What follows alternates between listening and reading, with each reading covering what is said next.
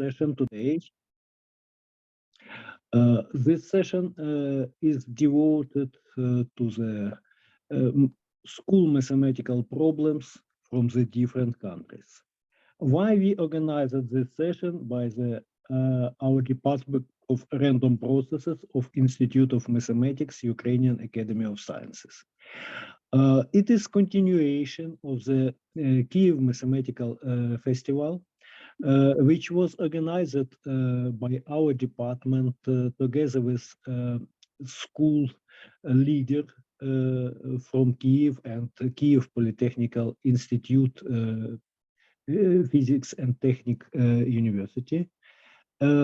We organized since 2001 such festival for school children from different part of Ukraine, and after some period of time, not only from Ukraine but from different countries all over the world.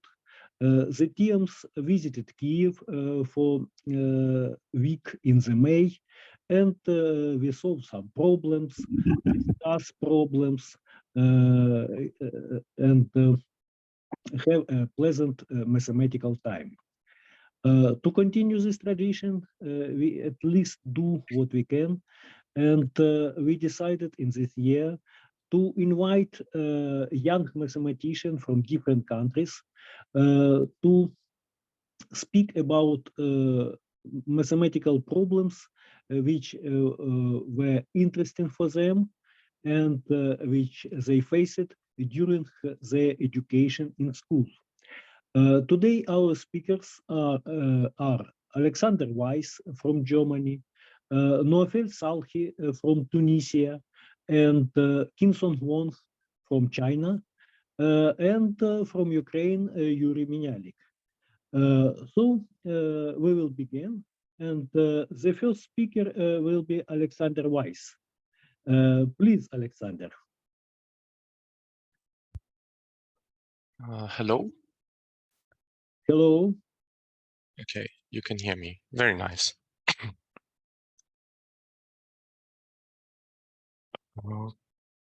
Okay. Can you see my screen? Wait. Yes, we see your screen. Okay. Okay, thank you very much for the introduction. So I will begin with a task I had in school. I think it was in 11th grade or something like that, but I toned it down a little bit so I can present it here. So in the picture here, we see a football player. His name is Edin Dzeko. He's from Bosnia. And here we see him missing a penalty in his game where he played for VfL Wolfsburg, where the people built the Volkswagen cars. And he was playing against Werder Bremen. And apparently he's a very good striker, but he misses a lot of penalties. So last season, he actually missed 43%, which would be 8 out of 20 of his penalties, which is very bad for a, well, for a striker in football, I would say. And now, maybe it was the end of his career. well, yeah, probably. He's pretty old. That he played for Wolfsburg 5 years ago or 10 years ago, maybe even. I don't remember. Yes, well, and now we can raise the question with, if we just assume for simplicity that Edin Dzeko scores a penalty with probability 1/2, with what probability would he score 4 goals out of 5 tries? Oh, sorry.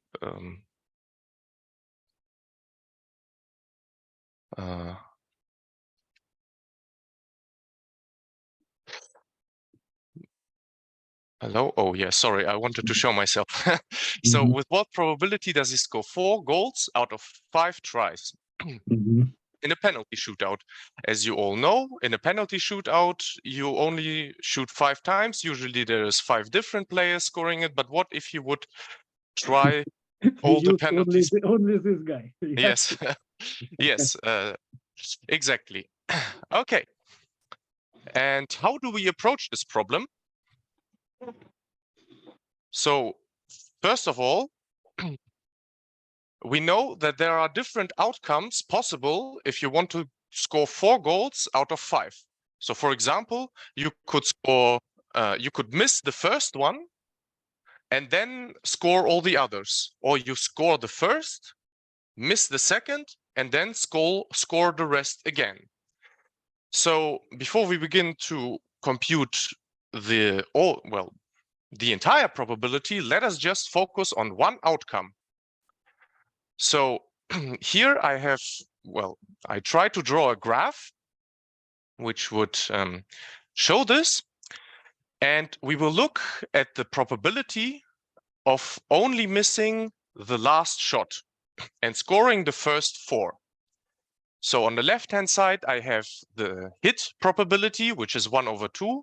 And on the right side, I have the miss probability. And in order to get the outcome that he scores the first 4 and misses the last, we go to the left-hand side, as I have drawn with a red pen. We go to the left-hand side once he hit it. Then the second one he hits again with probability 1/2. So we multiply this first 1/2 with the second 1/2. Then he hits the third one with probability 1/2 as well, and the fourth one. Okay, but then he misses the next shot, which also happens with probability 1/2. So in total, we get for the first hit probability 1/2, and then multiply it with the probability of the second hit, 1/2. Then we multiply it with the probability of the third hit and of the fourth hit, and then of the 5th shot, with the probability of the 5th outcome also. But this was a miss. But since probabilities can only be 1, the probability of the miss is also 1/2. So we multiply it with 1/2 again.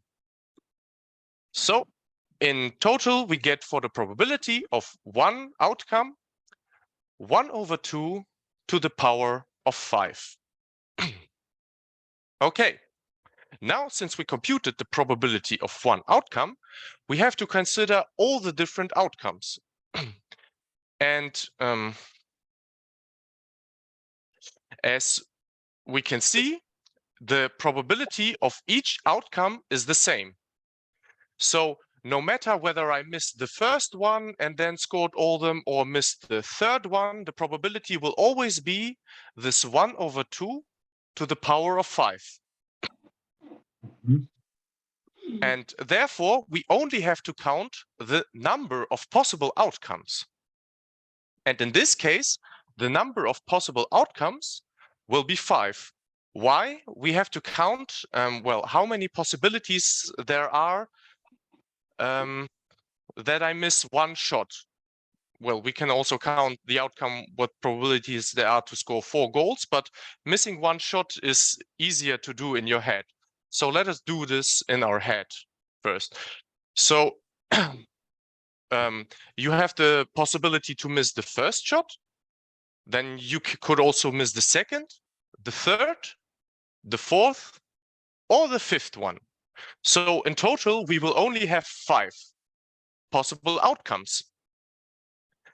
And yes, since the miss can happen at every penalty that Edin Dzeko takes, there's no restriction in that regard.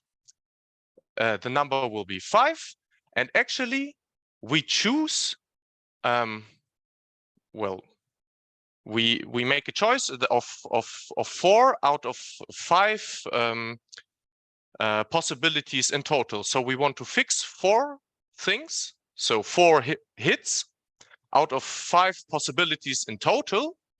And as you may already know from school, this is denoted by this what I've written down there. This is called 5 choose 4, where the 5 is above the 4. Okay, so we have the number of outcomes and we have the probability of each outcome. So now we only multiply the number of outcomes with the probability. And well, then we multiply this. This is equal to 5 over 32. And this is approximately 0.56. And this is quite bad, because if you want to win a penalty shootout in professional football, you should at least score 4 goals. 5 maybe not so possible, because the goalkeepers are also no amateurs, they're also professionals, but you should at least score 4 goals, and the probability of 0.56 is pretty low to win a penalty shootout. Maybe we have to change this guy by Lionel Messi. Yes, probably. Then it would be better. Exactly. So now, well, we have done this, and I hope everyone listened properly, because now I have a question for you, students. So now suppose that Edin Dzeko went through hard training, and well, he was practicing for 3 months or so to increase the probability to score a penalty. So let's now assume that he increased the probability to 2 over 3. And now, to don't make this guy look too bad, we only want him to score 3 out of 5 goals. Now, the question for you is, how would we do that, right? And well, I will give you already a tip. We will also compute the probability of one outcome, and then we count the number of outcomes. So, can anyone tell me what I should write here on this tree for the probabilities of hitting or missing a penalty? Does anyone know that? Oh, here is some note. There is a question. Yes, Yes. I mean exactly 3. Yeah, just as we just did with 4, we had exactly 4, and now we have exactly 3. He needs to score 3, and no more, no less.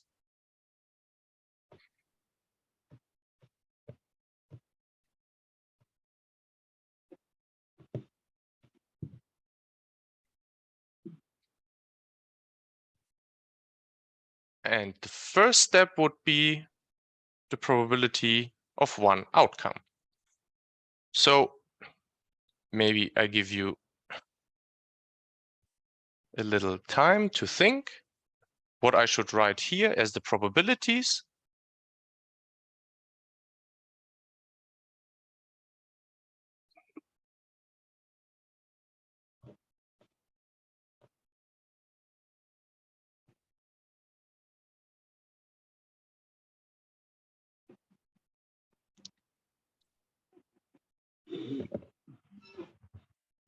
I think that it is better that you will give some explanation. Okay. All right. So as we just did, well, we assumed the probability to be that he scores, we assume it to be 2 over 3.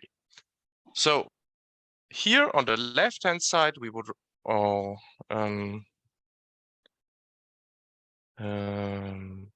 okay, sorry.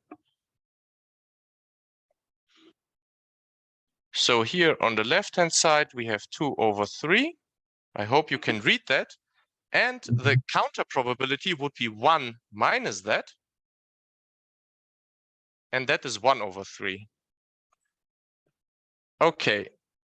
So then we have here at the next point also probabilities to hit or miss. I hope you can read that. I have to, well, stretch myself here, unfortunately. And here the probabilities also 2 over 3. And here it is 1 over 3. And here we also have 2 over 3 and 1 over 3. And then we proceed doing this. I will not write it on every branch of the tree. Yeah, so for each we think to ourselves that the hitting probability is 2/3 and the missing probability is 1/3. Then we look at one easy outcome, which would be in this case score the first one, score the second one, score the third one, miss the fourth one, and miss the fifth one as well. So now we have to multiply each of these probabilities in order to get our result. So I will denote it just as we did before. So we hit the first three, then we miss the fourth and miss the fifth. Okay, so the probability of hitting is 2/3, and then hitting again 2/3, and then hitting again 2/3. Now we miss though. Now we have the probability 1/3. And the last one we also miss, which is also the probability 1/3. And now in terms of powers, if we rewrite this in terms of powers, we get 2/3 to the power 3, which is exactly the number of golds we score. And 1/3 to the power 2, which is equal to the total outcome minus the number of golds we want to score. Yeah, so in this case, it is easy to see that this is 2. Okay. Now, for the number of outcomes, we have now the following problem. We have a bit more choice, so it is not as easy now. But, well, let us again take a look at how many possibilities we have to miss 2 golds. Okay, so for the first miss, we have 5 possibilities because we can still miss at the fifth, at the second, sorry, we have 5 possibilities because we can miss at the first, at the second, at the third, at the fourth, and at the fifth shot. Okay. But now for the second miss, we don't have 5 possibilities anymore because 1 is already occupied by the miss from before, right? So let's assume it is on, we miss the second shot, then for the second miss, we can only do it on the first, third, fourth, and fifth. Okay, so after we miss 1, for the second miss, we only have 4 probabilities. And well, since we can go through all the cases, well, for every miss at every step, we have another 4 probabilities, for 4 possibilities to miss the second. So in total, we get 5 possibilities for the first miss times 4 possibilities for the second. Or, in other words, we choose again 5/3. Okay, and then, yes? Maybe we have to divide it by 2. Oh, yeah, we have to divide it by 2. Yes, sorry. Mm-hmm. Yes, because, yeah, okay. Yeah, because if we multiply 5 with 4, we count, well, one thing always twice, but yeah, and then therefore we have to divide by 2. Yeah. Okay, and then the probability is, well, now we have the number of outcomes and the probability of one outcome. And this will be, well, oh, okay, yeah. The probability for this I computed as well. This is already better, but still it's not very good. It is approximately 2 over 3. 0.66. Okay. This was all. Thank you very much for your attention. Are there any questions?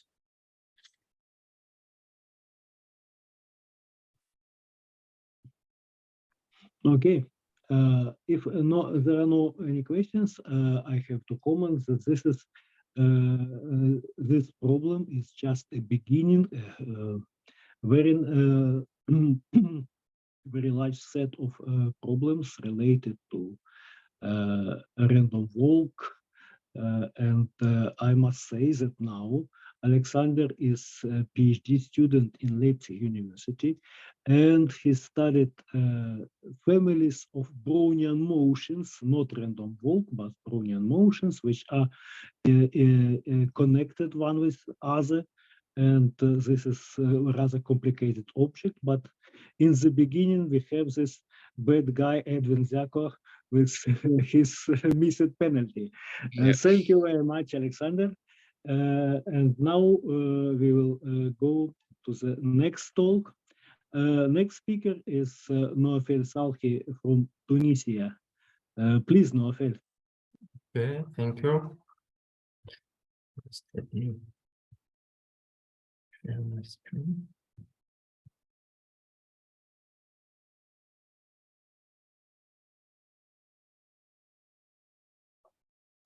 Yes, we can see it. Okay, very good. In this opportunity to participate to this international interesting school, mathematical problems from different countries, I would share with you a Tunisian 9th grade middle school geometry problem. I would first say that at this level, pupils have like average age 15 years old, okay? And in geometry, the main result that they learn are first Pythagorean theorem and Weiss theorem. Okay, let me recall briefly these two basic results. So first of all, for the Pythagorean theorem, if we consider a right angle triangle ABC with BC as the hypotenuse, then we have this relation here between the squares of the three sides. Mainly, we have that BC square equal to AB square plus AC square. Okay. For the Weiss theorem, or also called basic proportionality theorem, if we consider a triangle ABC and a straight line drawn parallel to the side BC and intersecting each of the other two sides AB and AC respectively at the points E and D, then we have the following proportionality identity. Mainly, AE divided by AB is equal to AD divided by AC equal to ED divided by BC. And it happens that also this theorem has a converse, which means that if in some triangle ABC we have some line that gets two sides, it gets two sides in points E and D, and such that we have two of these proportion to be equal. Then this line is definitely parallel to the third side, and the three proportion occur to be equal. Okay, the situation that I will present begins as follows. We consider an isosceles triangle, ABC. So we have this with the following lengths for the sides, CA equal to CB equal to 9 divided by 2 times square root of 2. And we consider H to be the orthogonal projection of A on the line, the side BC, and such that this altitude AH is equal to 6. Also, we will consider the orthogonal projection of H itself on the opposite side AB, and we call this point to be D. Okay, first we are going to make some computation and try to compute the unknown lengths in this geometric situation. Okay, first we will begin by computing HC, BH, and AB. Okay, for HC here, since we have a right angle triangle AHC, then we can apply the Pythagorean theorem, and since we already know the value of this length AC and the length AH, then just by writing the Pythagorean theorem, we can deduce the value of HC, and exactly it is equal to 3/2 square root. Also, since the AHB is also a right angle triangle, and we can apply the Pythagorean theorem, and in order to deduce AB. Of course, we know AH, and BH is a simple deduction from the value of HC, since we already know what is the value of BC. So we obtain that HB is equal to 3 square root of 2, and that AB is equal to 3 times the square root of 6. For the value of HD, we can obtain it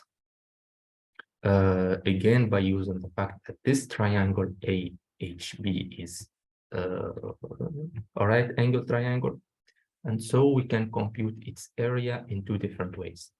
First way is the area is equal to HD times AB, and we divide this by 2. And the second way is to multiply AH by HB, and again divide this by 2. So we obtain the following equation here. But since we know already the value of AH, BH, and AB, then we can deduce HD, and we obtain exactly that HD is equal to 2 to the square root of 3.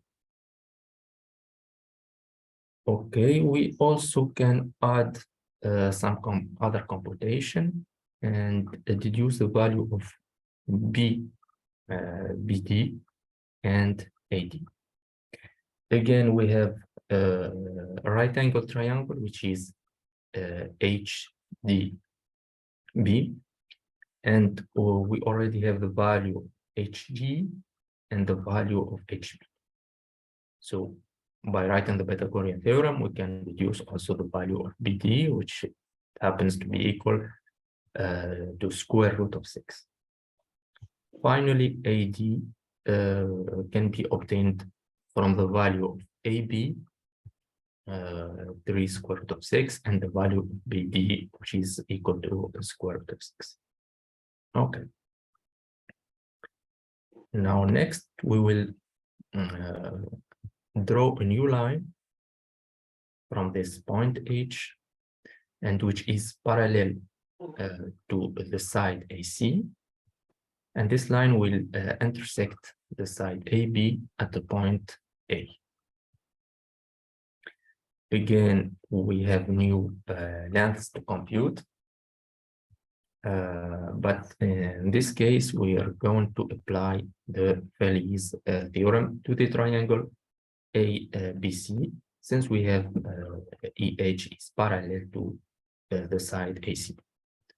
So basic proportionality theorem tells us that BH divided by BC is equal to EH divided by AC equal to BE divided by AB. Okay. Of course, what we know is we know the value of BH and BC. We also know the value of AC here. So we can deduce from this first equation the value of this new line segment EH. And it happens that EH is exactly equal to 3 square root of 2. And we also know the value of BA, the side BA, and we know this value of this proportion, so we can deduce the value of BA. And it happens that it is equal to 2 square root of 6. Okay. Since we already know that we computed the BD and we checked that it is equal to square root of 6, we see that now AB is divided into 3 equal parts, BD, DE, and EA, and each one of them is equal to square root of 6. Okay. Okay. Now we are going also to define some new points. And mainly, we will consider O to be the midpoint of this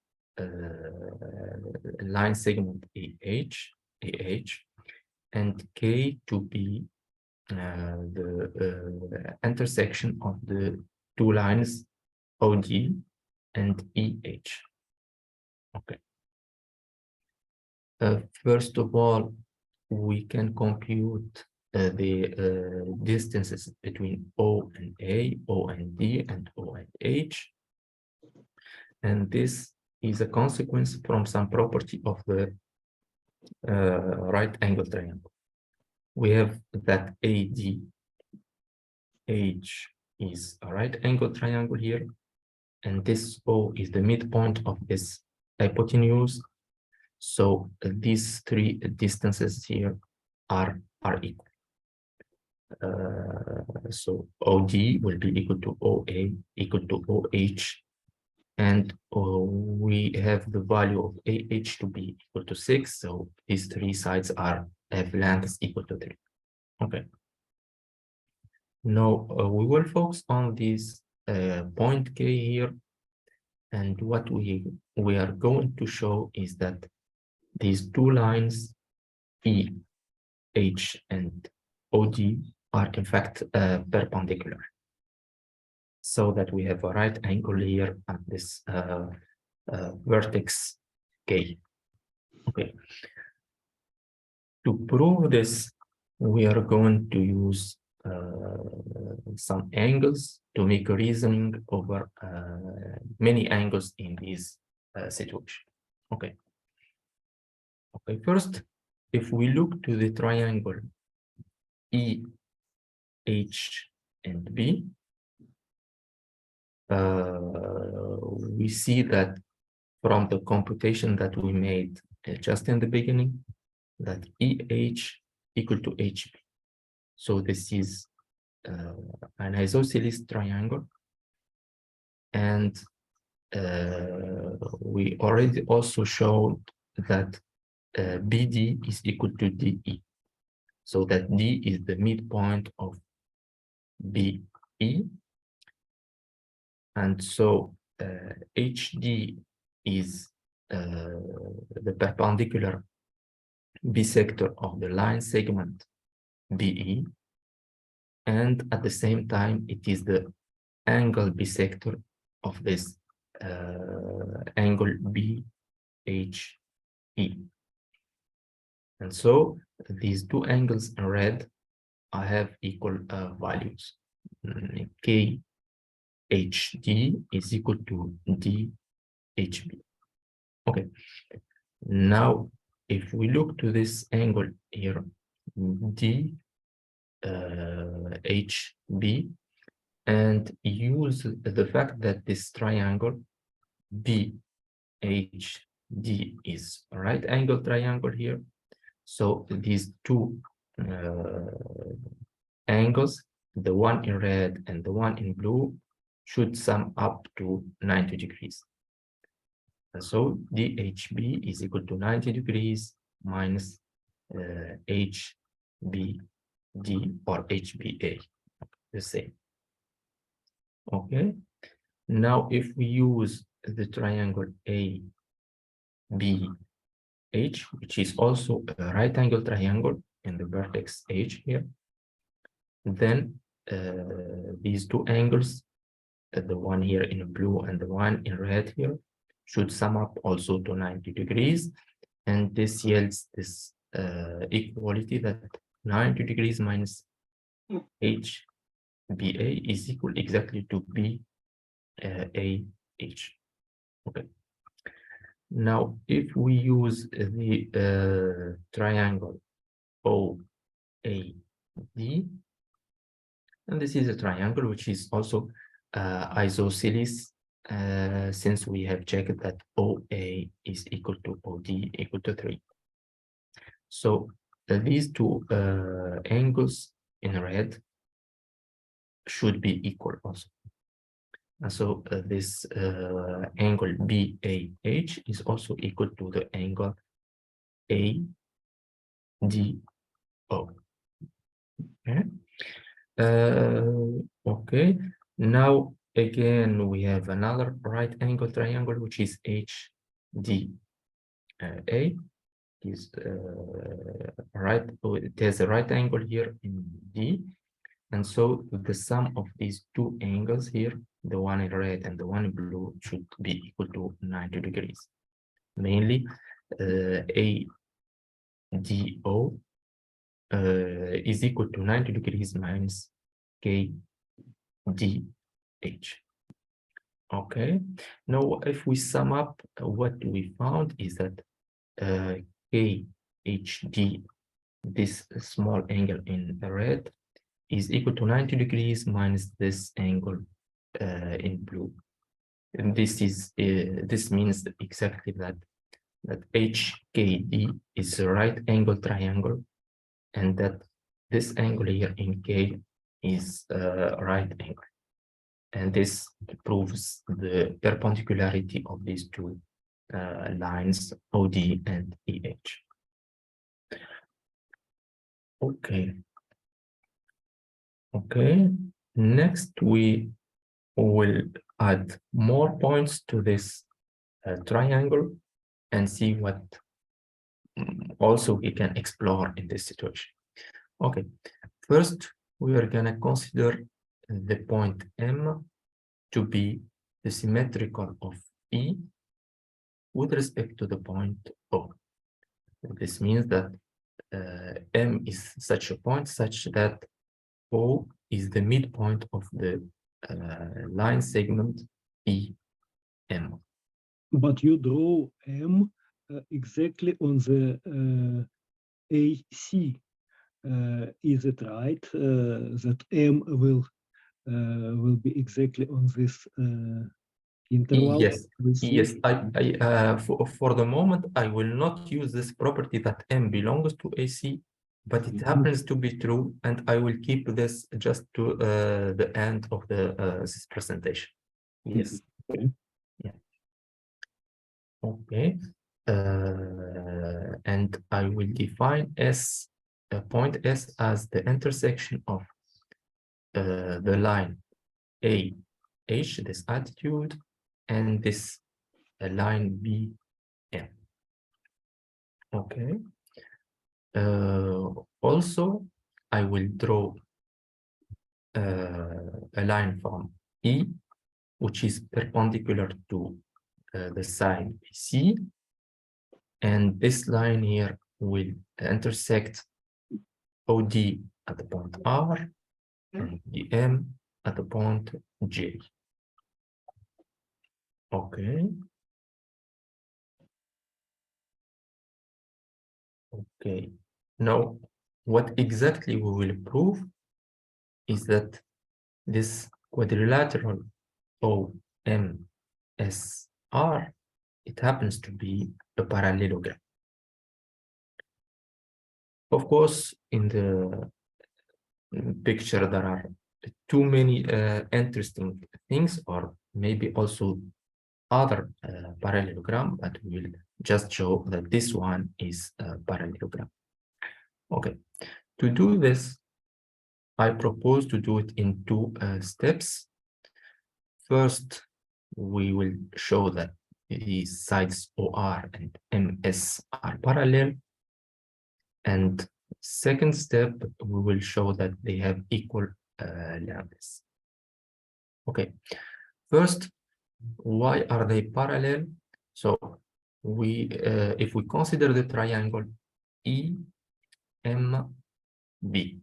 okay, we already have by definition that O is the midpoint of EM, and also D is the midpoint of BE, since these two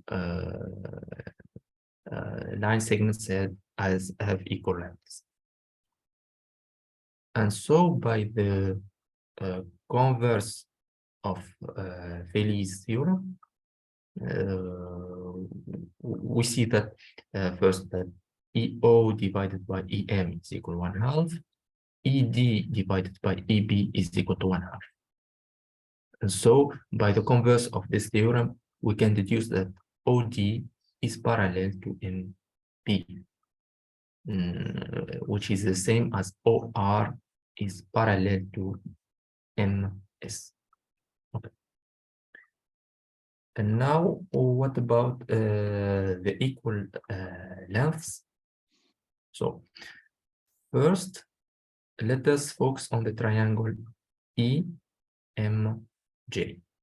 Okay. Since we already have shown that OR is parallel to MS or MJ, the same, then we can apply the basic proportionality theorem, and we have that OR divided by MJ is equal to ER divided by EJ is equal to EO divided by EM. But since O is the midpoint of EM, then exactly this will imply that R is the midpoint of EJ, and that OR is 1/2 the length of MJ. Okay.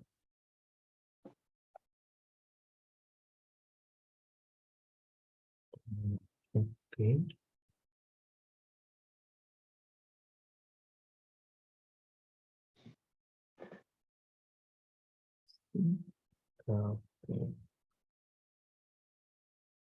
Okay.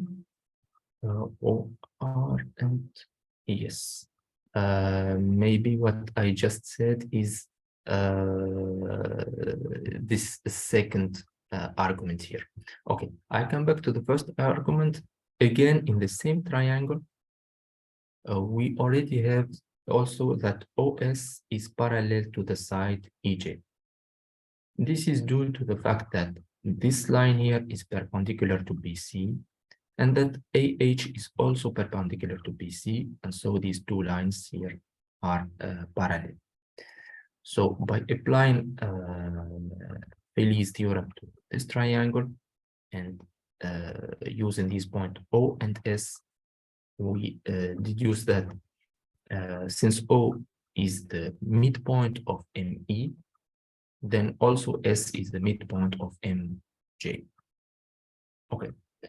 So what we get from applying this theorem to the triangle in two different ways is that now S is the midpoint of MJ and R is the midpoint of EJ, and OR is exactly 1/2 of MJ.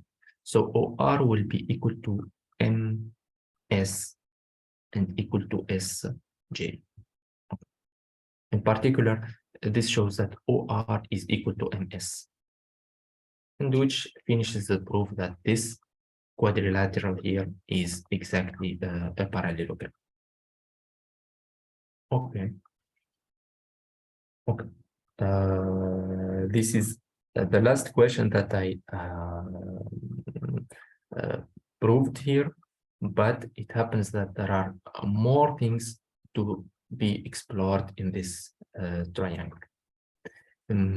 First thing is the point that was raised by Professor Andre, that this point M is really a point from the line AC. This can be also proved. Also, that the points R, S, and C are also they lie on the same line, and that the points D, J, and H also lie on the same line. We also can prove that this point S is the orthocenter of the triangle ABC. We already have that AH here is an altitude drawn from A. We can also prove that BM is also an altitude drawn from B.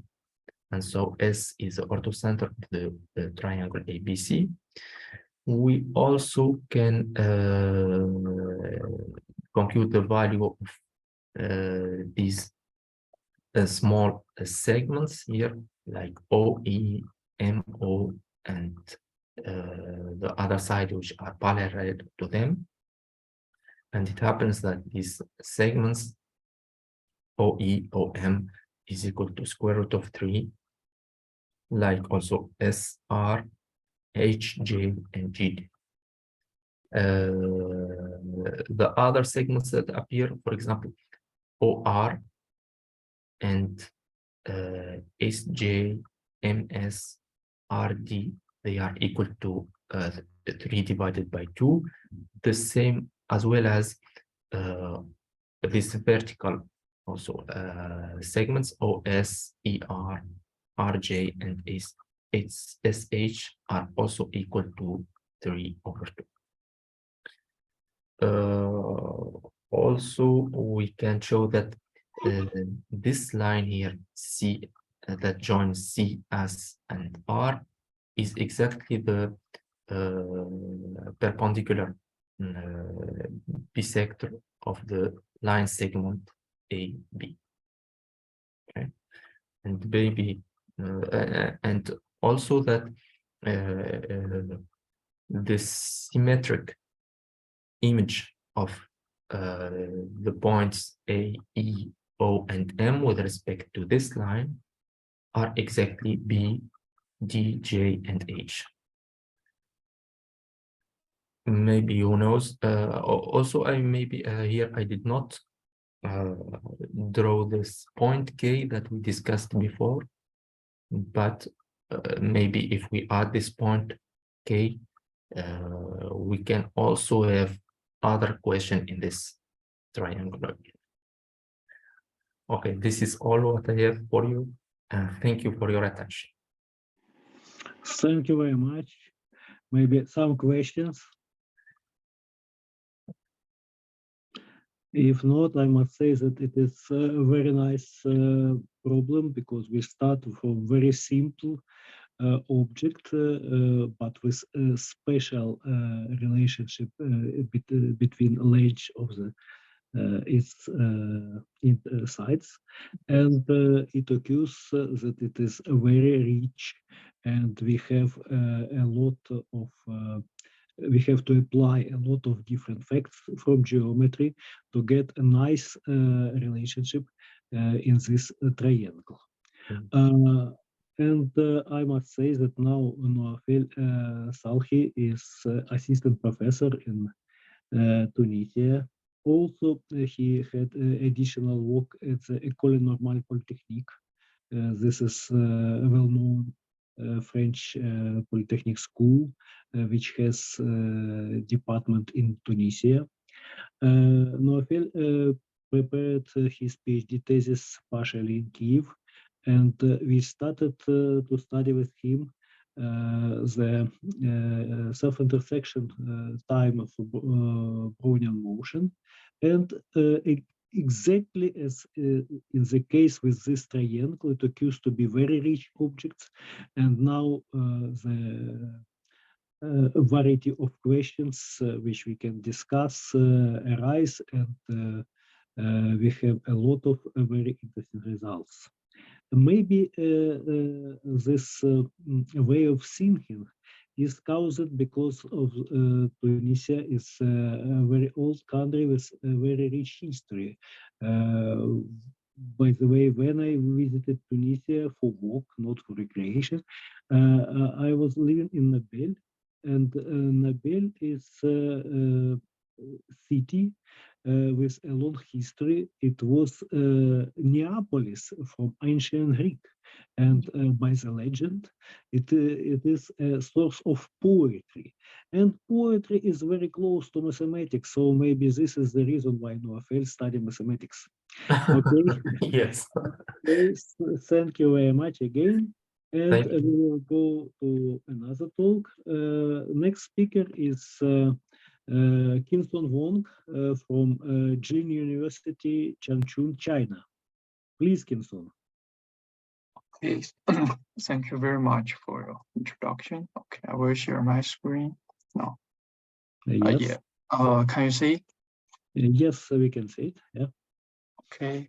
I will start now. Today my topic is about the random walk problem. First, let's see a picture first. Here you can see there's a man that he's just walk. We consider this man just drink a lot of alcohol, he's totally drunk. He is And now happy. yes, he goes away. We consider that maybe he's just walk start at this light, and his walk is totally random. We consider such a event that if he goes very so many steps, where we can find him. We consider such event. This is called the random walk problem. So next, I will talk a little about the history of this problem. Just in this year, the British person that solved the random walk problem in the journal Nature. Yeah, we know it's a really famous one. That he says if the direction and the size of each step of a drunk man is completely random, just like I said, and after a period of time, where is the most likely place we can find him? Just here rises the question. And next, in 1921, there's another mathematician, Paulier. After studying this problem, he proved that this theorem that the probability of this, if we just consider in one-dimensional case or the two-dimensional case, that this random walk will return to the origin, just this light.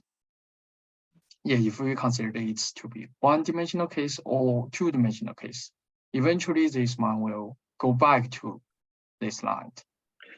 But it can occur that this origin is not his home. It is just canteen where he will drink again. Yeah. Yeah. Okay, so we go next. Next, there's a famous Japanese mathematician that vividly expressed this Apollonian random walk theorem as A drunk man will always find his way home. Yeah, just we in the picture we draw it to be a light. If we consider this drunk man start from his home, that this theorem means that this drunk man will always go back to his home. And so we call this random walk theorem to be the drunk home theorem. Yeah, since we know what this series is, next I give some experiment result of this, just related to this event. Here we considered the golden board, just like this picture. Yeah, this is the experimental device designed by a British golden that to demonstrate one-dimensional random walk process and normal distribution phenomenon.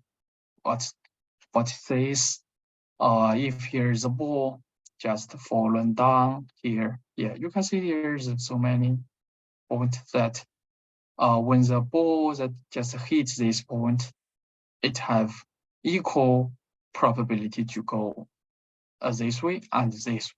Yeah, And if we just put so many balls into this button, that eventually it will have such a form.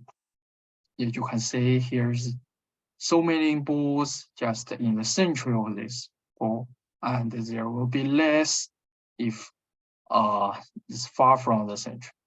Yeah.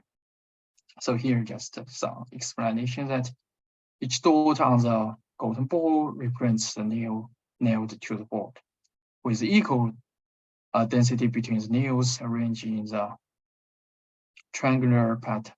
The position of each nail in the upper layer is exactly in the middle of the two nails in the lower here. Yeah, just like I said. So when the ball falls from the top of the entrance, the probability of the ball falling to both the left and the right is just equal, just 1 divided by 2. Yeah, until it's finite into the bottom grid.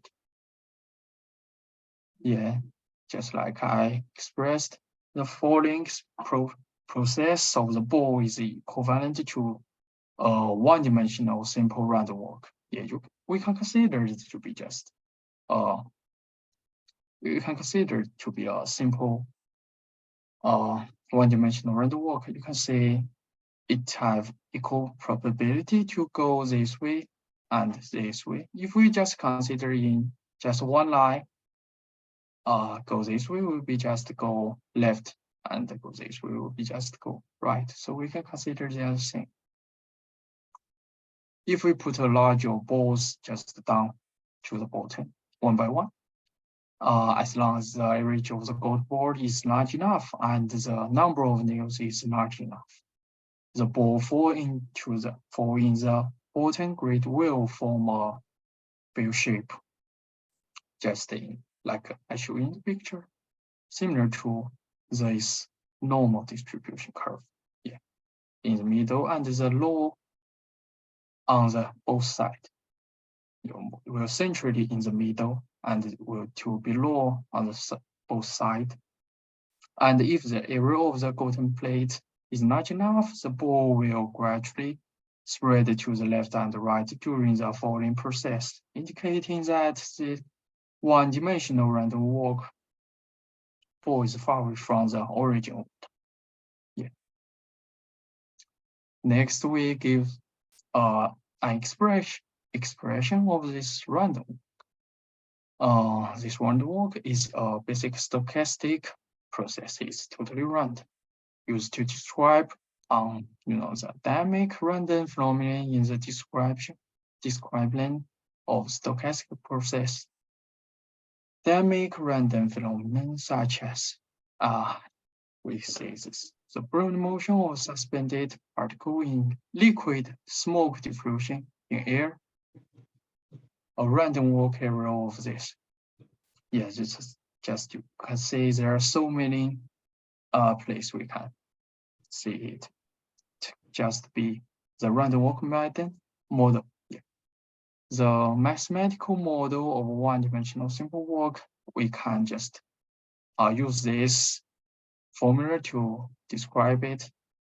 This S0 just means the start place of the random walk, and this plus x1. x1 is just the first step goes.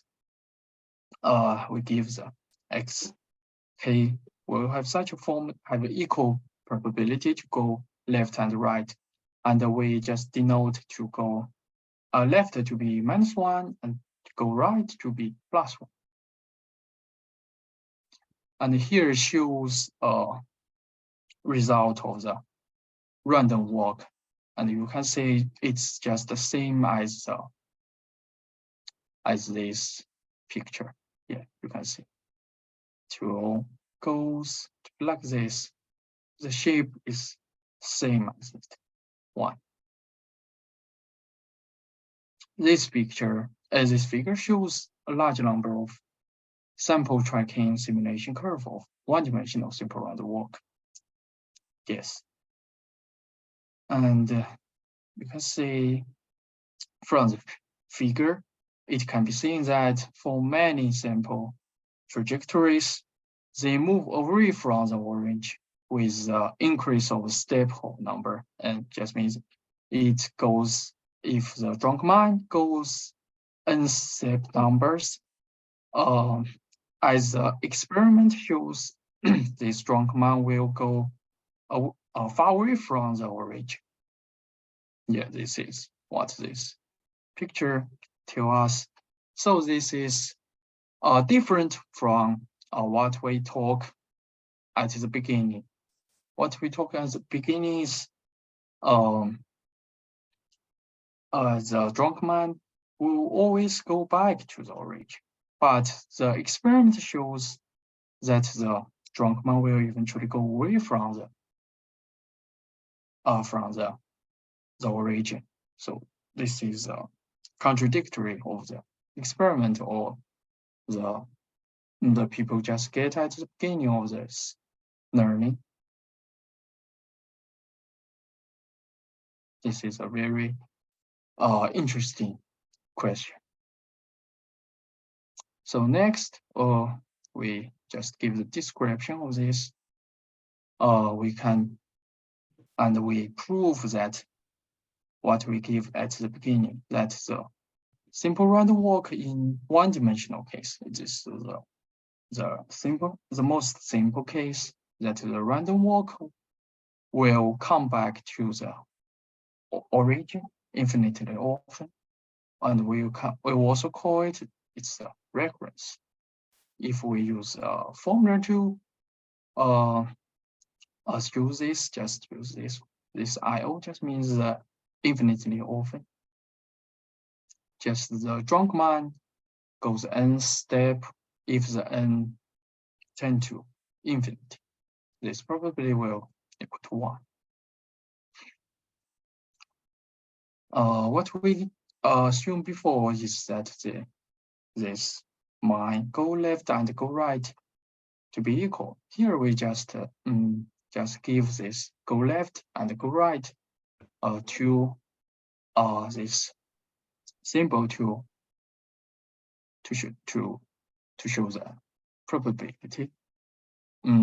Just note it to be P and Q.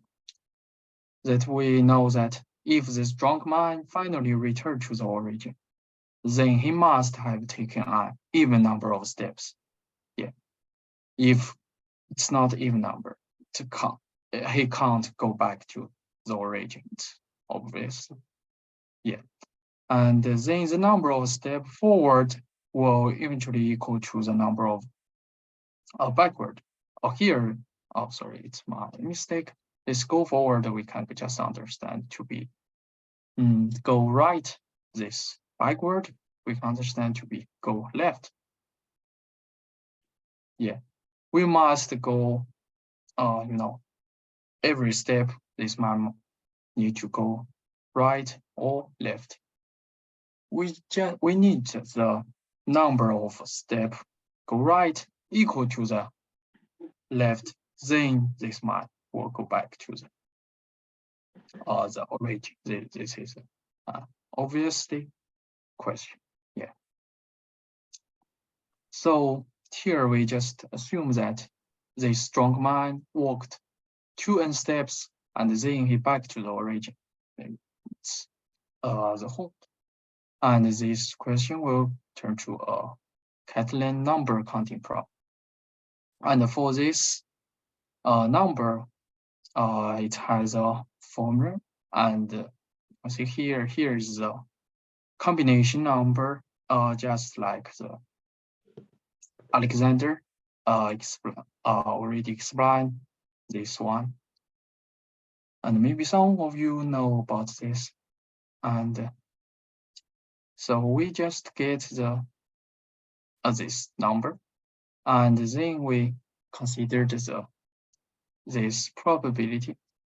We use this formula, we can get how the probability exactly the form. In the first step, this positive just means the +1 means go right, and the probability of 2n step return to the orange we can get is just the this collecting number, say n-1. And the same if the first step, the drunk man goes to be left, and the probability of 2n step return to the orange is the same as this. So eventually, the probability of 2n step return to the orange will be the sum of these two, just 2n - 1. And we denote this, the probability go left and right, they multiply to be equal to x, and we can get if this drunk man goes 2n step and return to the origin, the probability will equal to this 2x to the power of n, and multiply this c n - 1.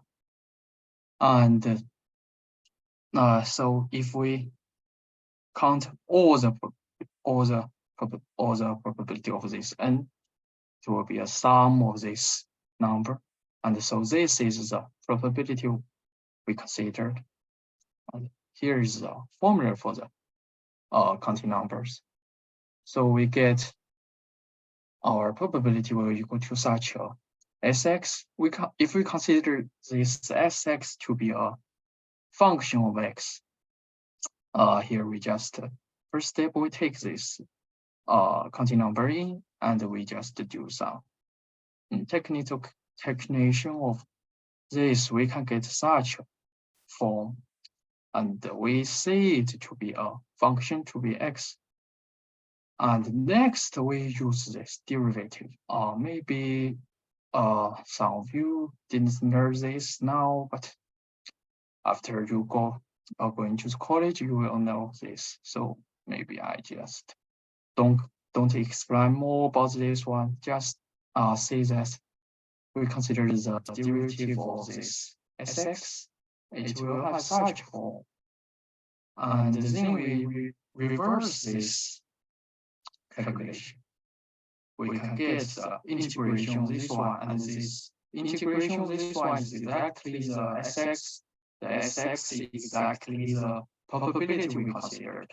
It will have such form.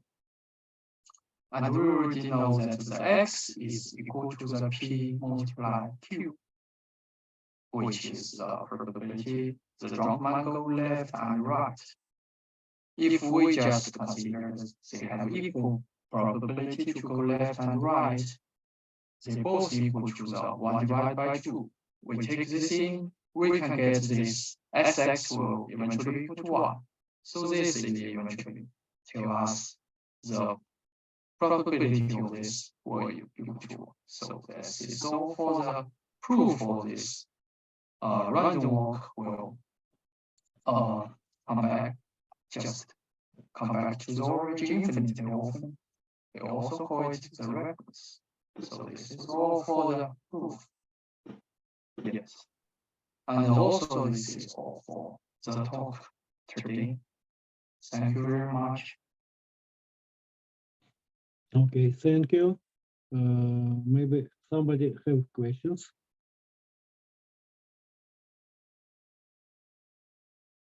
If no, I must say firstly some notes about the talk. We have seen that in the dimension 1, this drunken man always gets the origin. The proof in dimension 2 is much more harder, but one can prove again that it will get the origin.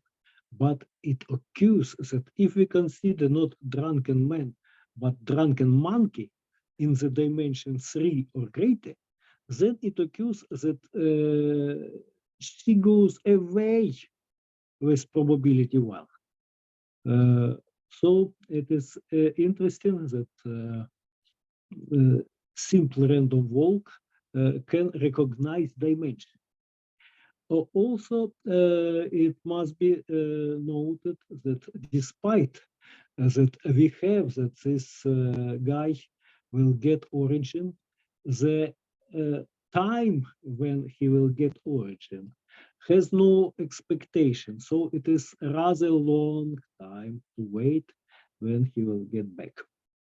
Also, this tool, which was discovered by Galton, was discovered from purely different reasons. He studied how the different plants inherits children of different plants inherits properties of parents, and it occurs that mechanic of this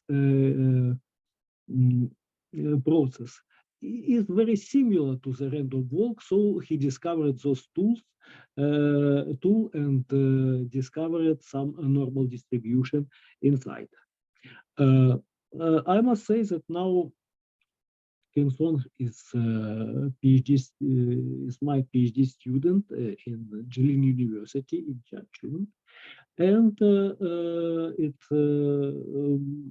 it must be noted that the school education in China is very strong, and the proof, for example, is that from the same university we have my friend Professor Xia Chen, who is now who was the winner of China school mathematical competition, and now he is one of the greatest specialists in the Brownian motion and related processes in the world. So we have to thank again Qingsong.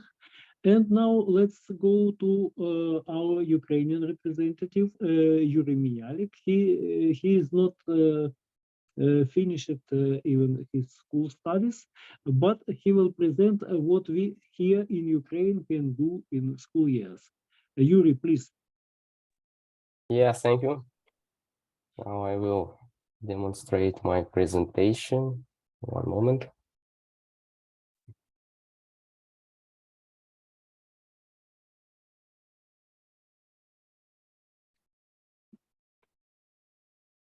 No. Do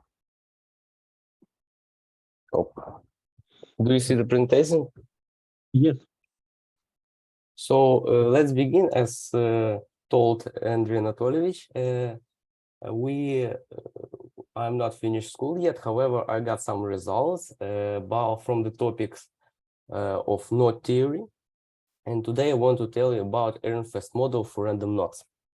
So let's begin with definition of generalized Ehrenfest model. Between two boxes are distributed n particles, and at every moment of time, randomly chosen k particles are changing their box from one to another. Standard Ehrenfest model was studied by Paul and Tatiana Ehrenfest to describe the process of diffusion. And in their work, k was equal to 1. We consider such generalization, and our idea is to associate some random process for knots with this Ehrenfest model.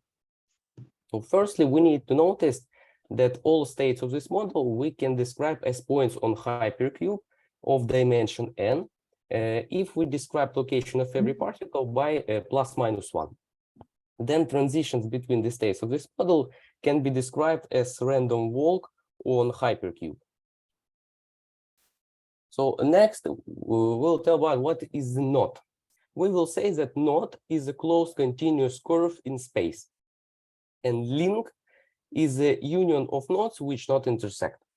So the simplest such example of curve is a circle, and it defines well-known trivial knot. And on the picture is the example of non-trivial knot is trefoil knot. Every knot can be described by its projection on a plane, which is called diagram of a knot. For every non-trivial knot, for every non-trivial knot, there is such double points, and on diagram of a knot, we are showing which piece of a knot are going over the crossing. Yes, I forgot to say that such double points we call crossings.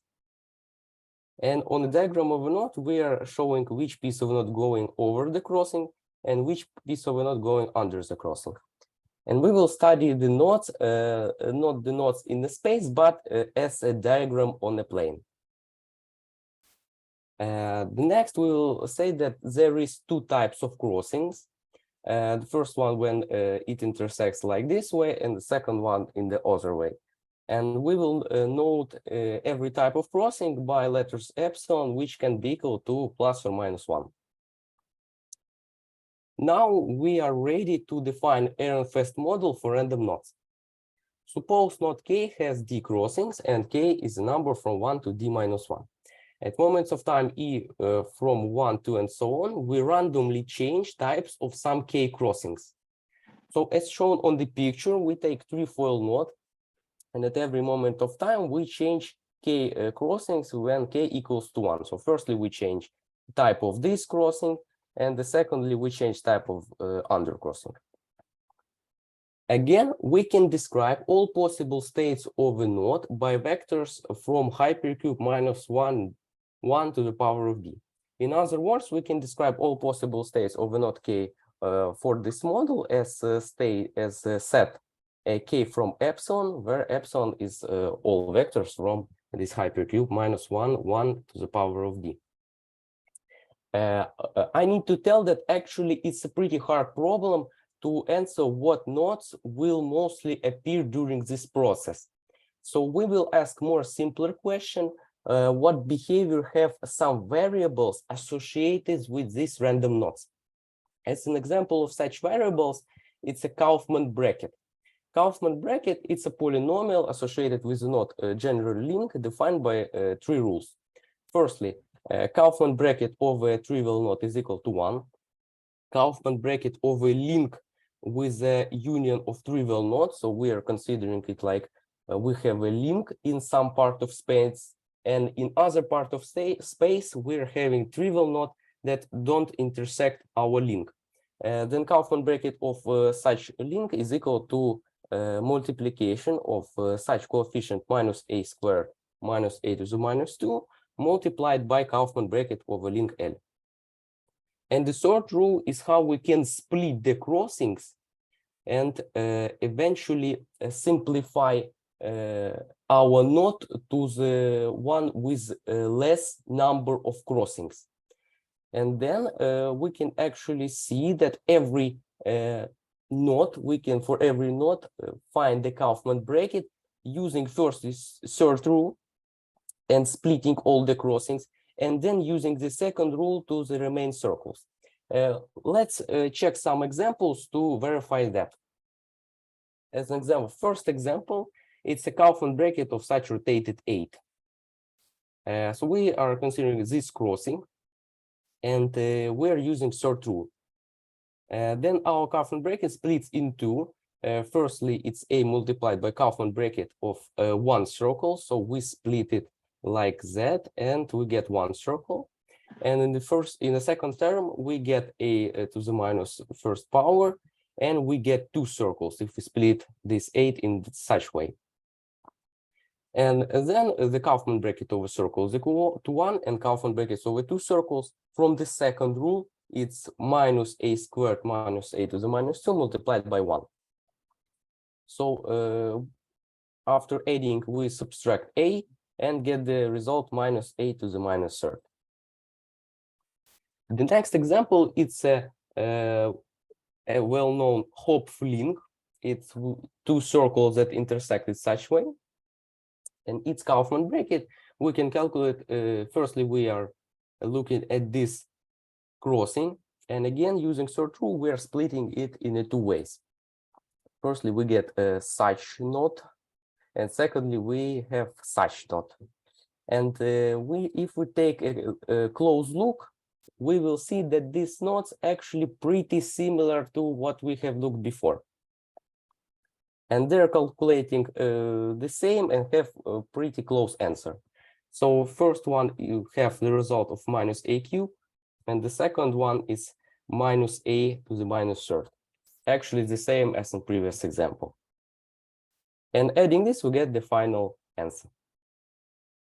So as we verified, actually there is a pretty good algorithm to calculate a Kaufman bracket for every link. And if we use this algorithm, we can firstly split all the crossings using third formula. And then if we split all the crossings, there are only some amount of circles remaining. So if we do this, we gain a well-known state sum formula. That Kaufman brackets over node k equal to sum for all possible splittings, a to the power alpha s minus beta s, where alpha s and beta s are numbers of first and second types of splitting respectively, and multiplied by this factor to the power of gamma s minus 1, where gamma s is the number of circles that we will get after splitting all the crossings. Then we use the same idea as we used before. We can describe split of every crossing by plus minus 1, as they have 2 possible ways to split. So we can describe all possible splits of node k by vectors u from our hypercube minus 1, 1 to the power of d. Then we can rewrite our formula as follows by replacing all s to vectors u. And the next is the results that we get during this year about the behavior of Kaufman bracket of node for random nodes on this model. Firstly, it's that we can calculate the Kaufman bracket of node k from epsilon vector as this formula. So we can calculate this difference alpha s minus beta s by these variables epsilon e and ue. And secondly, we can calculate using some technical parts of theory of probability the mean expected value of Kaufman brackets on such random process. I want to mention that actually it's the most accurate way, most accurate result that we can get for arbitrary node, because actually the behavior of this function gamma u is pretty hard, pretty difficult even for some simple nodes. And to continue the research, we need to know some more properties about node k. So I think that's all. Thank you for your attention. Okay, thank you very much. And I must say that Yurii got some results related to special types of nodes in this year, and I hope that he will continue research in probability theory. This is the end of our talks for today. So I want to say all participants, especially young participants from school who entered our meeting. And for end, I want to say you a very short story from my teacher, a very well-known mathematician Anatoly Vladimirovich Skorokhod. One day he visited, at those time I was a student, and he visited our university to congratulate students which get some already new and their own results. And he congratulated us and said some good story how Kolmogorov, another well-known mathematician, organized exam for them. It was very funny, but it was Skorohod's story. And after this, Skorokhod kept silence for a while and said, "It was a nice story, but I wish you that you will have your own head and study mathematics well. Then you will have your own story." So that I want to pass this wish to young participants of our meeting. And this is the end. Thanks again to our speakers, and good luck, everybody. Thank you very much. Bye.